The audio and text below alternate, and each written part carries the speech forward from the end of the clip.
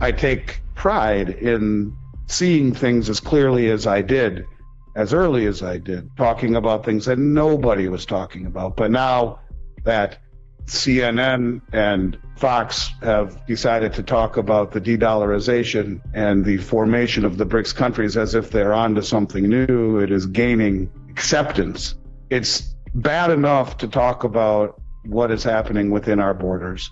It is bad enough to realize that within the banking system, $126 billion were pulled out of the regional banks this last week, and close to $250 billion since the beginning of the banking crisis. And the ramifications of Janet Yellen saying that she will not backstop the regional banks unless the FOMC, the FDIC, herself and the president agree that these banks that need to be bailed out are systemic enough to justify it. In essence, she's lit a fuse underneath the banks. It's bad enough what's happening there, which has created chaos in our industry, where it's one thing to talk about the stock and the bond market being fragile, the real estate market showing signs of fragility. It's another thing to think that the bank that you've trusted your life savings to for your whole life, or your business, or your retirement accounts, or whatever it may be, if you're a farmer, even the loans that you have to buy your combine and your diesel fuel to plant your fields and all the working capital, you're wondering, what am I going to do? That's bad enough. That is exacerbating the trends that we are now seeing. And I counted close to 20 things that happened just this last week. So let's just run through several of them real quick. One, you have Saudi Arabia entered a trade alliance with China, Russia, India, and Pakistan in an attempt to step further away from the reliance on the dollar. This is all in the last week, okay? This is since we've last talked.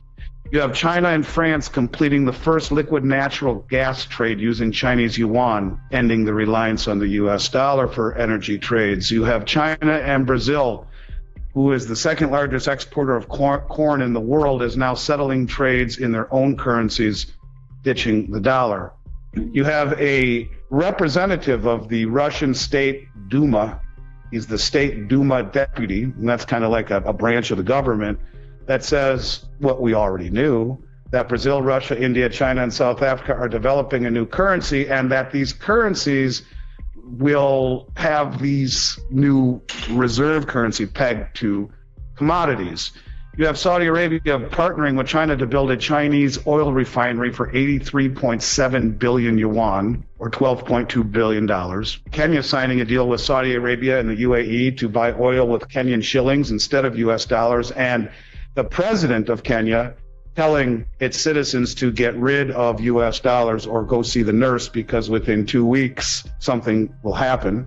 You have the Association of the Southeast Asian Nations considering dropping US dollar, euro, yen, and British pounds for local currency and financial settlements. And the top of the agenda is reducing dependence on the US dollar, the euro, the yen, and the pound from financial transactions. You have India agreeing to settle trade in Indian rupees with certain countries instead of US dollars, and those are countries that are having currency failure or dollar shortages. So they're coming in and saying, we'll trade with you even if you can't get dollars or you're having problems with your own local currency.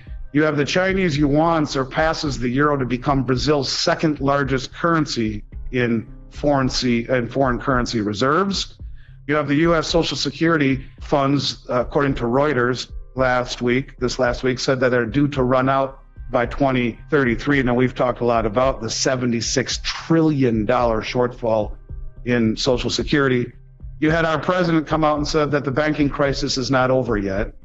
You had Saudi Arabia agree to join the Shanghai Cooperation Organization as a dialogue partner. That's the first step, is becoming a full member. It's a big deal because the Shanghai Cooperation Organization, which represents close to 60% of the Eurasian landmass and pretty darn close to that same percentage of population of the world, which is a military organization as well. So, if you're going to break free from the dollar and the petro reserve standard, and certainly having your ducks in a row in terms of protection. We've talked at length about how they signed the protection agreement with Russia, and now they joined the Shanghai Cooperation Organization. You're talking about being protected from the West and the ramifications of leaving the petrodollar.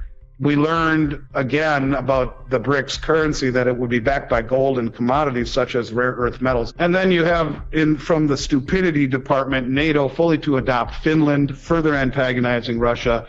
And from the I can't confirm this. This was issued by a Russian state TV war correspondent, has claimed that North Korea is preparing to send 500,000. It's weird because one says 500,000 and the other says 50,000. So let's go with 50,000 troops to the Ukraine to fight alongside Russian troops. So when you talk about the things that we've been talking about, you can see they are accelerating greatly. And when you talk about, Saudi Arabia moving away from the dollar and now aligning themselves with all of these countries and formally applying for the Shanghai Cooperation Organization, this is a very big deal. It's getting closer and closer to that moment that Mike Adams calls Operation Sandman, where the countries just say we're done with the dollar because it is no longer the reserve currency, the petrol reserve, and the ramifications of what that means. And that's what everyone is missing.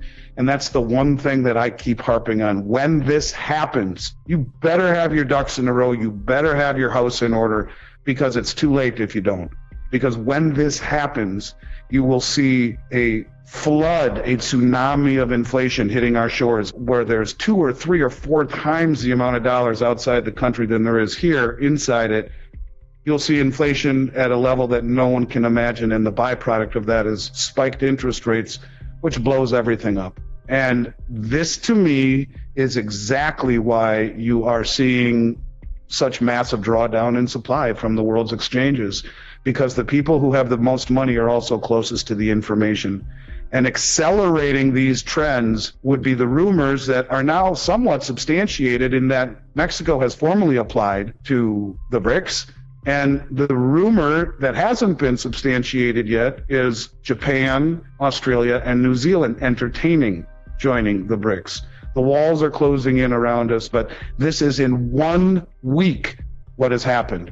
And when you talk about an acceleration of events, this is exactly what this is. And to me, it only is exacerbated by the idiocy and the stupidity of our monetary and fiscal policy here at home, and doing things that make us the laughing stock of the world, like meddling with the election and arresting former President Trump on things that are 1,000 times less meaningful than what the own administration's family has been involved in. And I think the world sees this, that we are becoming a country that certainly is not what we once were or what we stood for.